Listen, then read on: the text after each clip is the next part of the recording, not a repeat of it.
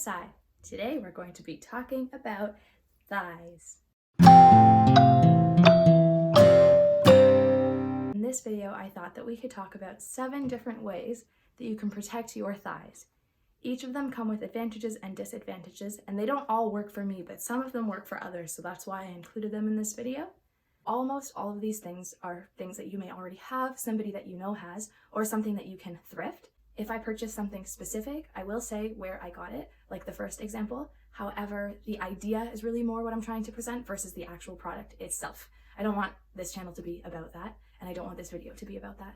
Okay, so this first idea to protect your thighs is a thin, synthetic, really low profile, seamless, doesn't roll up kind of short.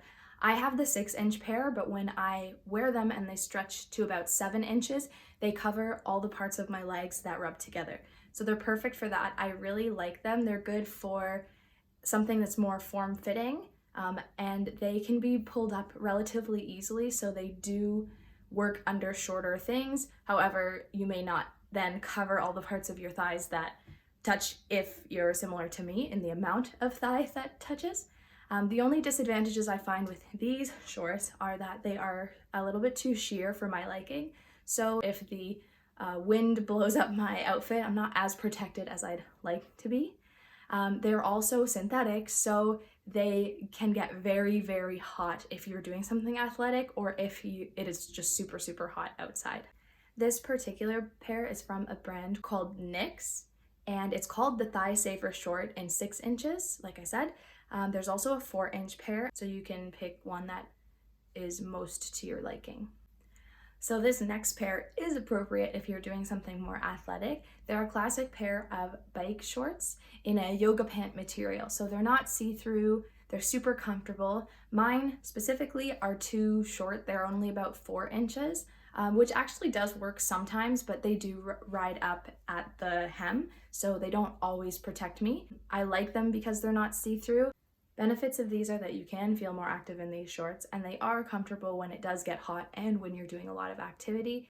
The only real disadvantage of these is that they aren't seamless or super thin if you have the yoga pant material ones, so wearing them under something more form-fitting may not be the smoothest, cleanest line. If it doesn't bother you, then go for it. I really do like wearing these shorts underneath outfits. This next product is a little cylinder that you put on each thigh right where your legs rub together. They have this silicone-ish lining similar to a strapless bra, so they don't move or change location. They are synthetic, so they do feel uncomfortable when it is super hot in that area. However, because they're just the thigh area and not a whole short situation, you have full control over what sort of undergarment and upper part you wear in terms of how hot or how cool it is and how you want to feel.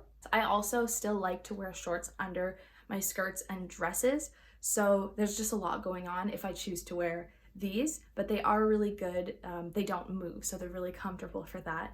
And probably the easiest thing to find in your closet, in your friend's closet, or at the thrift store is a classic pair of cotton leggings. These are cool because if you don't mind them sticking out underneath your skirt or dress, then you can wear them under any length skirt or dress. That's not really my favorite way to wear them, so I do like to pull them up if I'm wearing a midi length piece of clothing. So that's an option too. If you do want to put them under something even shorter, you can just cut them. The benefit of this is that they're super easy to get your hands on a pair, and they can be pure cotton or very cottony, and so they'll be a lot better when it's super hot.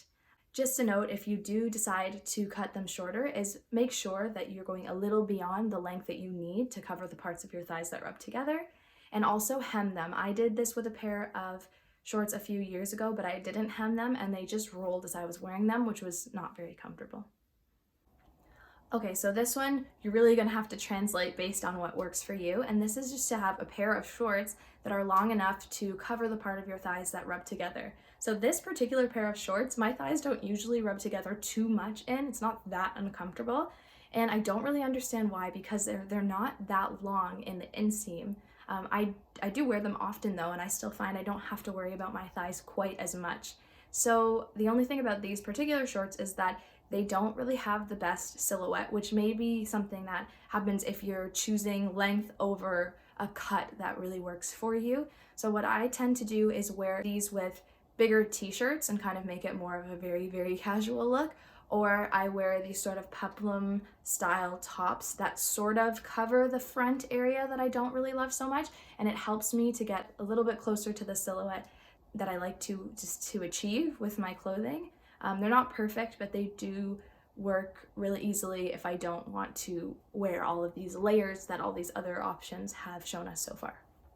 Next, we have probably my most worn solve, and that is what I call summer pants. So they're these really light material pants. I have tons of them in a lot of intense patterns. I used to have a black pair, but they ripped at the thigh where they rub together.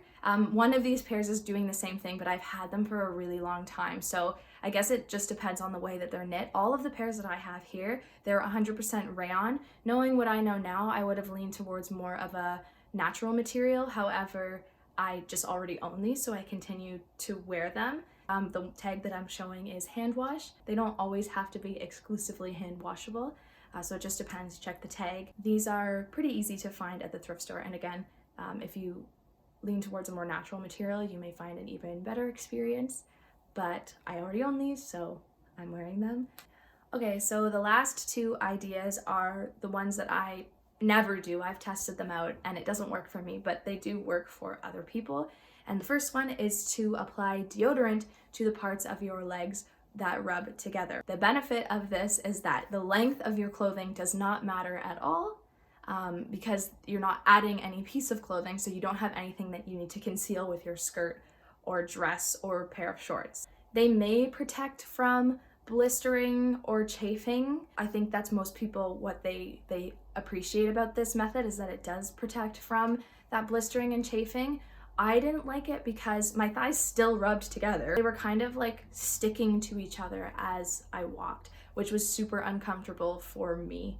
And very similar to the deodorant are products that are specifically made as anti-chafe. So I purchased this many years ago. It's still pretty much full because I just don't like it. It feels the same as the deodorant. This particular brand is called Body Glide, but again, I'm sure you can just find any sort of stick that's specifically made for anti-chafing if it's really important. I just thought that I should mention it here because it may work for somebody.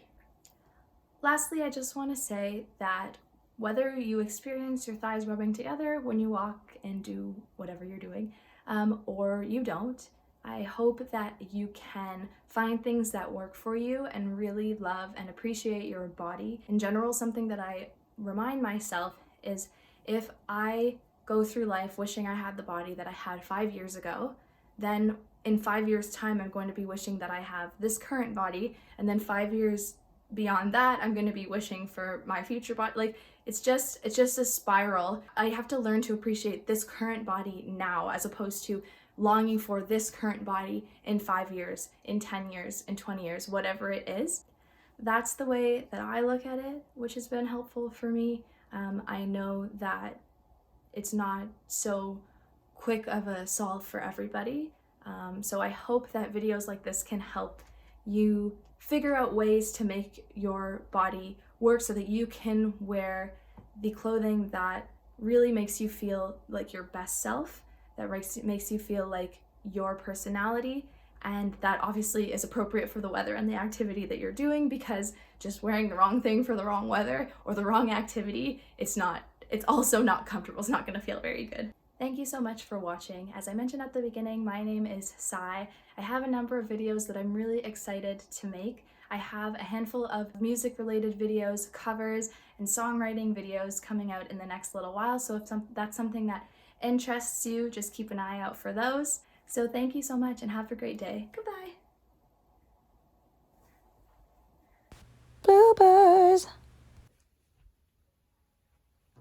Is that weird looking? Okay. Oops, that was too tight. Way to the front. Boom. Oh. Boom.